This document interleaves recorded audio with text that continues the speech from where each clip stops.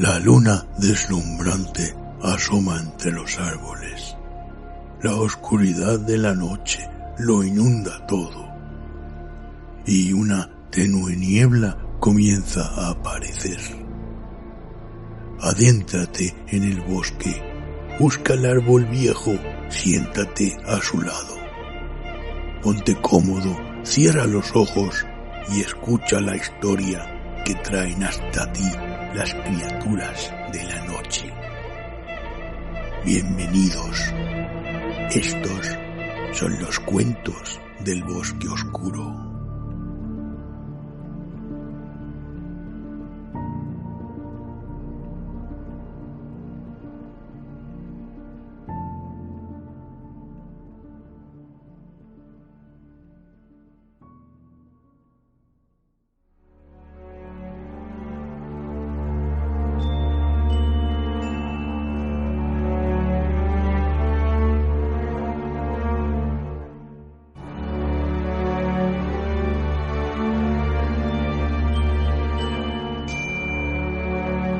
Colectivo de Santiago Eximeno.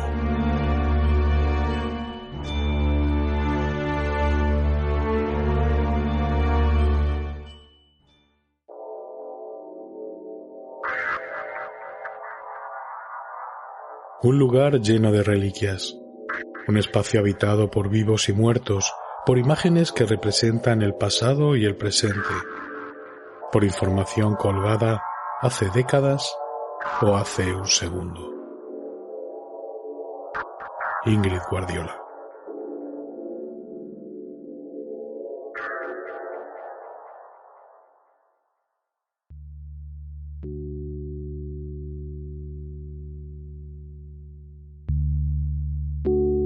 Ingrid tenía la sospecha de que el futuro era un ente consciente y que una de sus prioridades era suprimirla, borrarla, lograr que todo lo que había vivido durante sus 80 años de existencia se olvidara. De nada serviría consignarlo, indexarlo y almacenarlo en recipientes de memoria que año tras año la obsolescencia erosionaba hasta volverlos incompatibles para las nuevas generaciones. De nada serviría narrar los hechos a sus cuidadores, cada vez más simbióticos, cada vez menos humanos. Escribírselos en mensajes electrónicos a sus hijos, o transmitírselos en persona a sus nietos en las salidas consensuadas con la residencia, cumpleaños y fiestas relevantes para todos los implicados.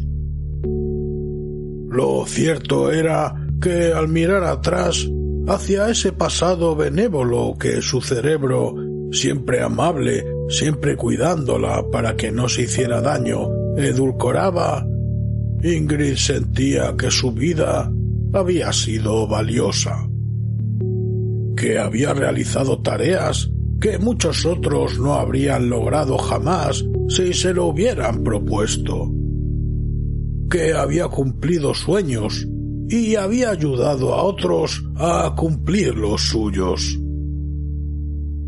Pero nada de aquello perduraría más allá de unos años o unos meses, los que le quedaran de vida, porque Memoria Global había decidido que sus 80 años de activismo, de vida familiar, de trabajo, de buenas acciones, de fracasos también, a efectos de recuerdos, para el colectivo no eran más que mierda.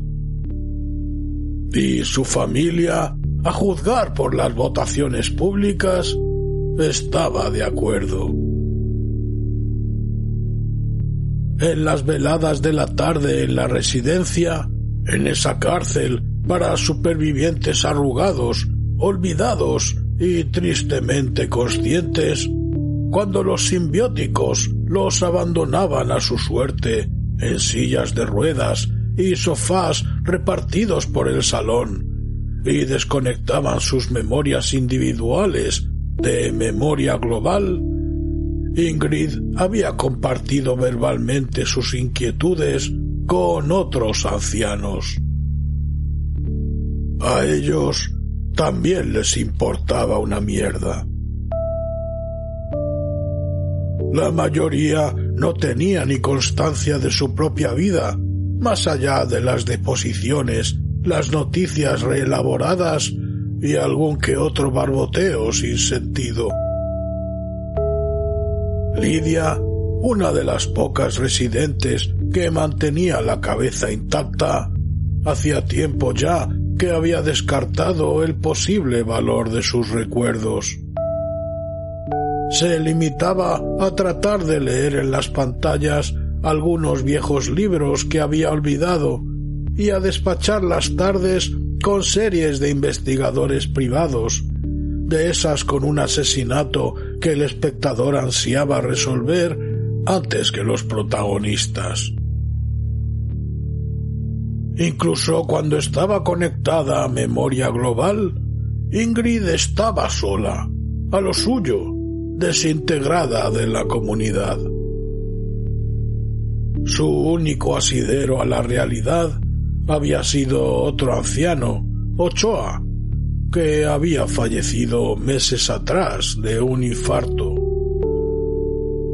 Con él había compartido su miedo a desaparecer, a ser olvidada por completo, a no dejar ni una línea de recuerdos accesible en memoria global para aquellos que estuvieran interesados.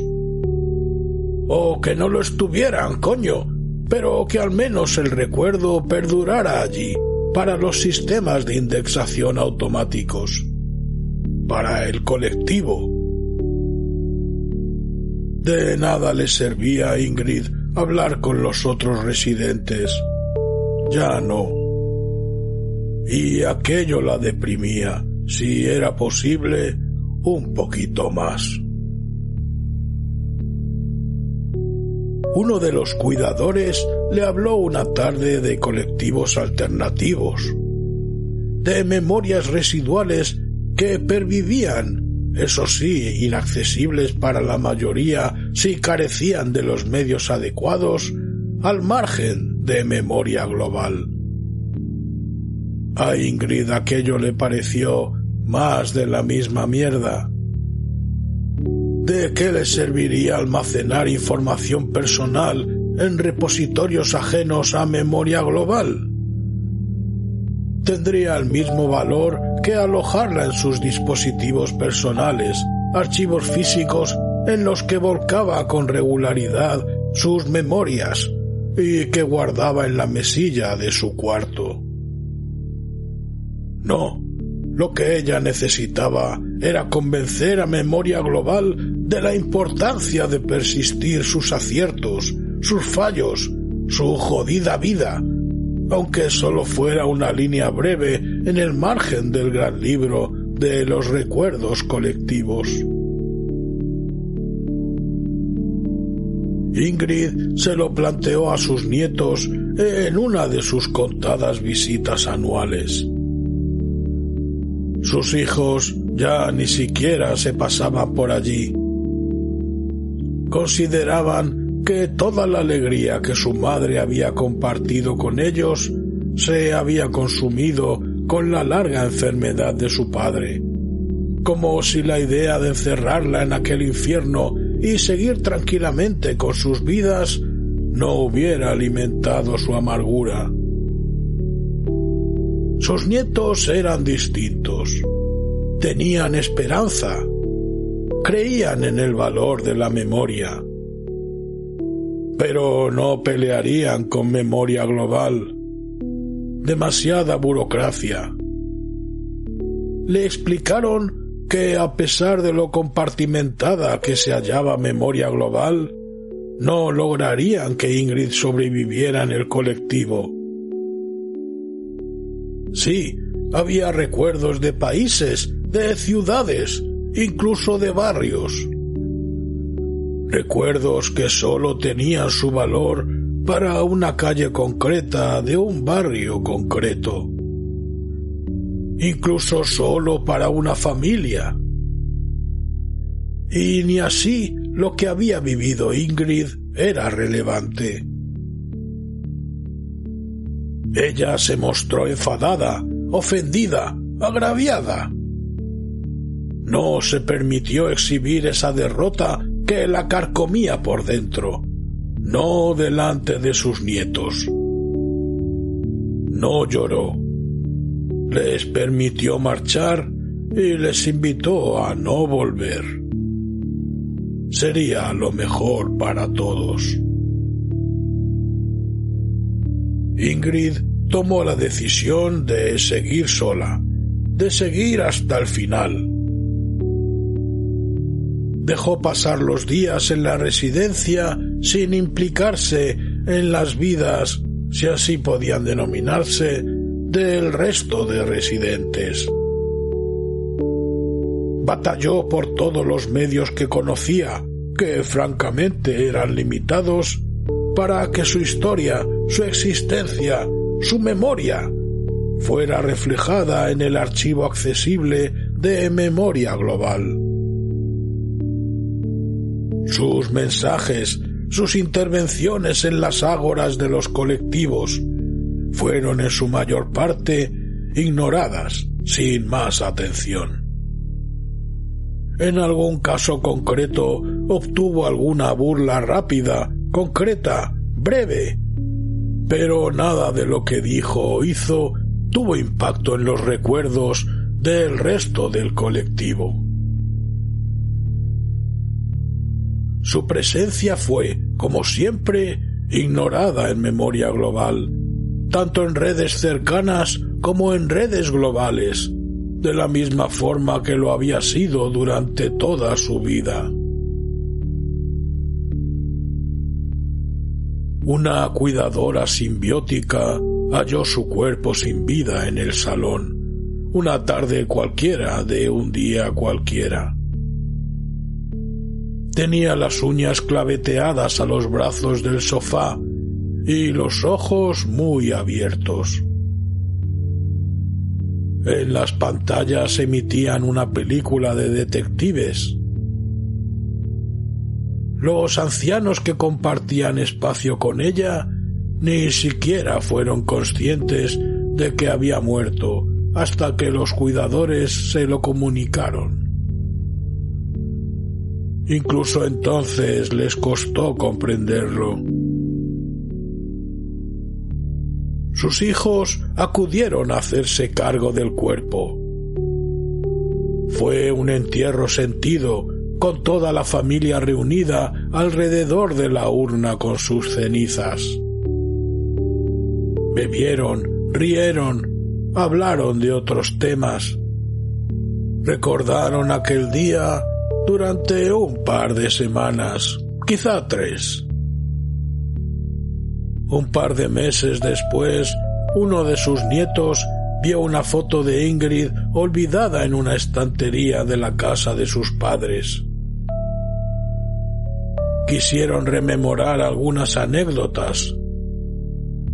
Dudaron, pues cada uno recordaba de forma distinta lo ocurrido. No pudieron confirmar cómo había ocurrido realmente. En Memoria Global no quedaba ni rastro de la existencia de Ingrid.